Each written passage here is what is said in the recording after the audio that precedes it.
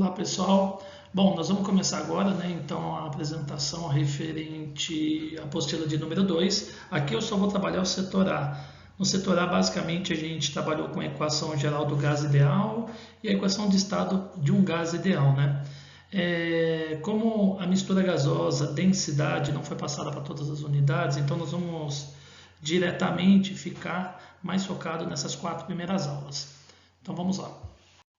Bom, quando eu falo em questão de gás diretamente, né, nós sabemos que todo gás ele vai exercer uma pressão quando ele ocupa um certo volume a uma determinada temperatura. Tanto que essas variáveis pressão, volume e temperatura, certo? É o que a gente vai estudar nesse capítulo, as variações que elas têm e qual a influência que ela tem diretamente no nosso sistema. Por exemplo, aí, né, a gente traz um sistema com volume de uns 5 litros, temperatura de 300 Kelvin e pressão de 1 atmosfera. Questão de falando de unidade, na maioria das vezes, né, o volume pelo Sistema Internacional de Unidades nós vamos trabalhar em litro e a pressão em atmosfera. Mas tem exercício que nós trabalhamos pressão em milímetros de Hg ou Pascal. E também já tivemos exercício onde trabalhamos o volume sendo metros cúbicos, decímetro cúbico. Agora uma coisa muito importante, nunca esquecer que temperatura sempre em Kelvin. Por mais que o seu exercício traga diretamente uma unidade como resposta sendo graus Celsius, você tem que transformar em Kelvin e depois voltar para graus Celsius. Bom, as variáveis de estado de um gás que nós vamos trabalhar sempre será pressão, volume e temperatura. A gente vai ver a influência delas direto quando a gente deixa alguma variável constante e altera as outras e as transformações que esse gás pode ter. Então vamos. Mas o que denomina pressão, né? Pressão diretamente é denominada pela colisão de suas moléculas com a parede do recipiente, ou seja, quanto maior o número de colisões que eu tenho na parede do recipiente, né, que as mesmas moléculas têm, maior será a pressão. Então, aqui nós estamos pegando um caso hipotético onde nós temos uma transformação. Por exemplo, pressão de 1 atmosfera, volume de 6 litros e temperatura de 300 Kelvin. E aí eu estou dobrando a pressão, consequentemente meu volume está caindo pela metade para 3 litros e a temperatura mantém constante. Quando você tem uma temperatura constante, nós denominamos transformação isotérmica, ou seja, né, mantendo a constante a temperatura, modificamos apenas a pressão e o volume. Nesse tipo de transformação, nós vimos que são grandezas inversamente proporcional, ou seja, a partir do momento que eu aumento a pressão, o volume tem que diminuir, e vice-versa, né? Se eu aumentar o volume, é a pressão que vai diminuir. Né? Das 3 transformações de gases, é a única que é inversamente proporcional. E aí está a nossa fórmula, né? P1V1 igual a P2V2. Um exemplo que nós temos aí nesse exercício seria o seguinte: na respiração normal de um adulto, né, no minuto são inalados 4 litros de ar, medidos a 27 graus Celsius e com uma pressão de 1 atmosfera. Um mergulhador a 43 metros abaixo do nível do mar, onde a temperatura também é 27 graus e a pressão é de 5 atmosferas, receberá a mesma massa de oxigênio se inalar. Então, nós vamos aí determinar as variáveis: volume 1, 4 litros, temperatura 1, 27, pressão de 1 atmosfera. Preste atenção que a temperatura permanece constante, ou seja, 27 graus. Então, não vamos colocá-la no cálculo por se tratar de uma transformação isotérmica. Vou determinar o meu volume para uma pressão de 5 atmosferas, P1V1 igual a P2V2. Substituindo os valores na fórmula, certo? Resolvendo a conta, chegamos ao valor de 0,8 litros. Né? Então está aí sendo a alternativa D.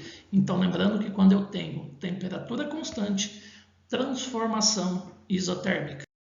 Agora nós vamos trabalhar com outro tipo de transformação, que é a transformação isobárica. É quando a pressão é constante. Quando a minha pressão for constante, né, ela não vai figurar. Um exemplo que nós temos aí é que na transformação isobárica, elas são grandezas diretamente proporcional, ou seja, né, o gráfico é representado até por uma reta. Comparado com o gráfico da transformação isotérmica, nós temos lá uma curva. Então, quando eu tenho volume e temperatura, certo? São grandezas diretamente proporcional a essa lei, né? Ou seja, a razão entre volume e temperatura é constante, denominada lei de Charles, né? E Gay-Lussac. Então, vamos para um exercício.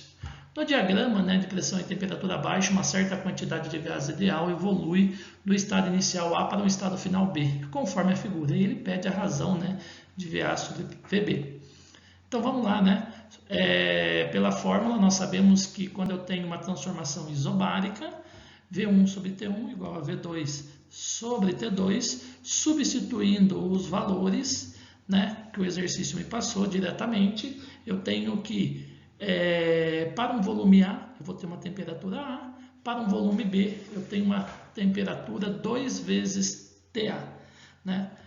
Mantendo a razão de VA sobre VB, que foi o que o exercício nos deu, nós vamos ver que as temperaturas TA, que está no numerador e denominador, vão se anular, ou seja, a razão entre VA e VB é meio. Então aqui nós colocamos um exercício um pouco diferenciado, onde você já tinha uma interpretação no seu gráfico.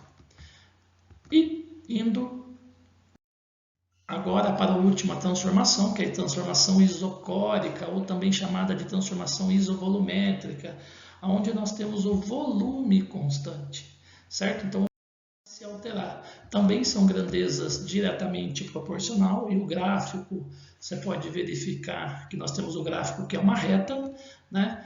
Pressão e temperatura absoluta são as grandezas diretamente proporcionais, e nós temos a fórmula também de Charles e Gay-Lussac. Então vamos lá. Uma garrafa de 1,5 litro indeformável e seca foi fechada com uma tampa plástica. A pressão ambiente era de 1 atmosfera e a temperatura de 27 graus. Em seguida, esta garrafa foi colocada ao sol e, após certo tempo, a temperatura em seu interior subiu para 57 graus e a tampa foi arremessada pelo efeito da pressão interna. Qual é a pressão no interior da garrafa no instante imediatamente anterior à expulsão da tampa, né?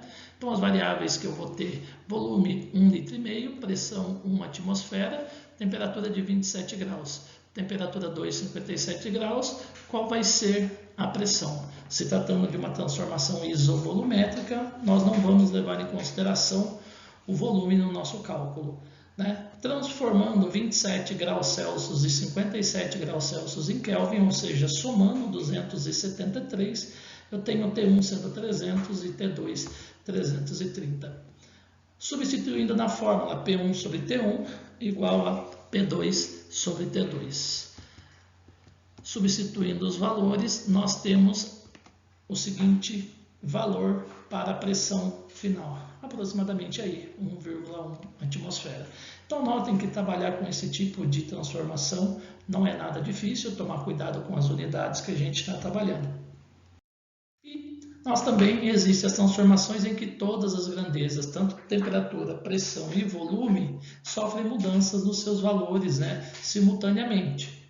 Ou seja, P1, V1, T1 igual a P2, V2, T2. Não esquecer também, né, de utilizar aquele triângulo que eu sempre coloquei na lousa lá para facilitar a decorar a fórmula. Ou seja, né, a fórmula do PV-T-Povotó.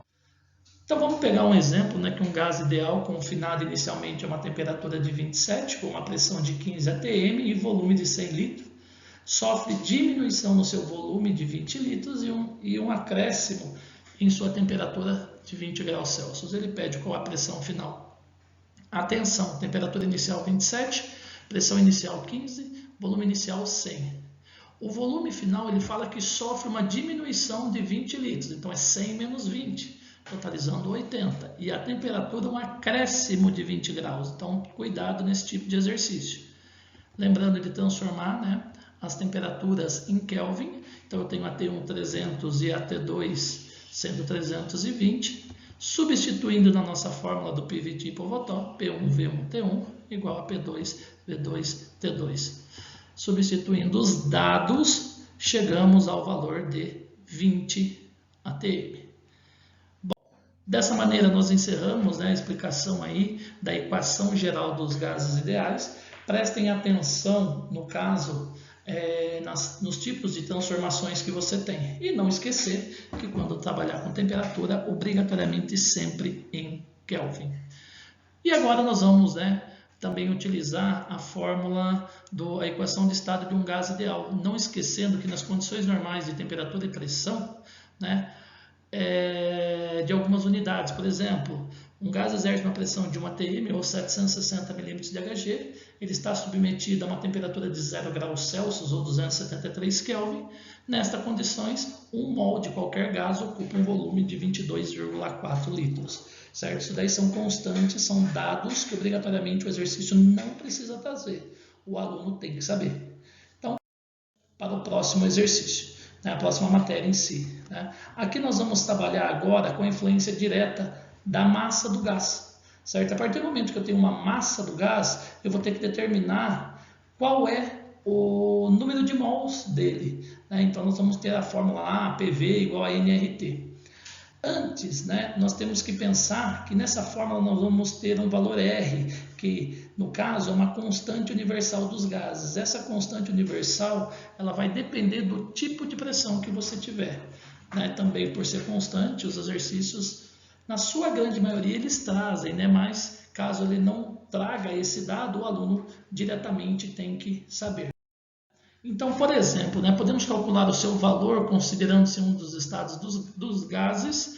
Então, quando você tem a sua temperatura em atmosfera, nós temos a nossa constante R sendo 0,082. E aí é feito toda a substituição e chegamos à fórmula, PV igual a nRT. Lembrando que pressão, atm, volume, litros, N é o número de mols, que é eminho sobre mão, que é a massa em grama, dividido pela massa molar. Lembrando que massa molar são dados de tabela periódica. Vezes R, que é a constante, que nesse caso vai valer 0,082, e T, a temperatura em Kelvin.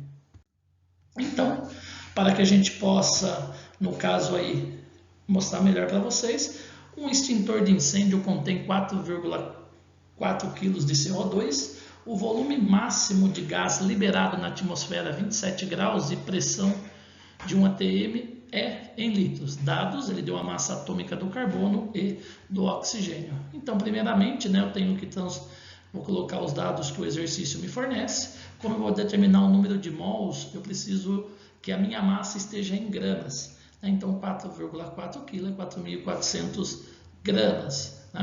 Número de mols é a massa em grama dividido pela massa molar. No caso aqui, esse 44, aqui que o exercício colocou, veio do cálculo referente à massa molar do CO2. Eu tenho um átomo de carbono, que é 12, e 2 átomos de oxigênio, cada um com 16. Então, 16 mais 16, 32, com mais 12, 44. Ou seja, em 4,4 kg de CO2 eu tenho 100 mol. Substituindo na fórmula, antes é lógico, transformando 27 graus Celsius em Kelvin, somando 273, dando 300 Kelvin. Então, PV igual a nRT. Eu tenho pressão de 1 atmosfera, o volume é o que eu quero saber. O número de mols é 100, foi calculado separadamente na parte de cima aqui. A constante R 0,082 e a minha temperatura em Kelvin sendo 300. Resolvendo esse cálculo matemático, 2.460 litros. Eu peço total cuidado na hora de resolver, certo? Tomem o cuidado com as casas decimais, com as multiplicações, com número com vírgula. Lembre das aulas, das simplificações que a gente faz, quando a gente multiplica, e o que vocês precisarem, eu vou estar por aí. Pessoal, eu espero que nesse prazo que a gente vai ficar meio afastado, que vocês aproveitem para estudar. A gente vai estar por aqui, o que vocês precisarem de nós é só mandar, certo? Já logo as listas de exercício vai estar no sistema no Plural Maestro. Para algumas salas eu já enviei, até amanhã eu envio o restante. Um grande abraço e tchau, tchau.